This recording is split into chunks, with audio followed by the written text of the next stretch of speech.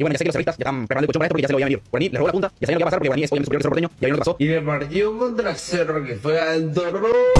Es un nene de 16 años, ¿quién le va a hacer caso a ese tipo? Exclamó el hincha más viejo de Guaraní. Para, tenés 15, ¿qué te crees? No sé si tuve que ver un video de YouTube o de TikTok, porque amigo, 6 minutos tu video, dale. Estamos en TikTok para ver un video de 1 minuto, no de 6. Encima tiran la de que, ay, cierto equipo nos robó, ay, perdió la punta porque es un equipo ladrón. Boludo, literalmente se te fue acá el balón. ¿Qué va a ser robo eso? Literalmente es más penalazo. Yo no sé por dónde ven fútbol, la verdad, los hinchas de Guaraní. Pero bueno, es normal que cuando Cerro gana partidos, literalmente te tiran todo en contra. Y sí, perdimos la punta, pero ustedes festejan como si ya fueran campeones directos. Para mí que el máximo logro de Guaraní en los últimos 6 años es quitarle la punta a Cerro Porteño. Y bueno, igual, ¿qué te esperaba un equipo que no sale campeón desde 2016? Que pecheó 2 campeonatos de seguido. Uno que lo remontan y le meten en penales y uno que perdió en 2 minutos. Pero bueno, ¿qué te espera cuando tu máximo ídolo es una mina que mueve las tetas?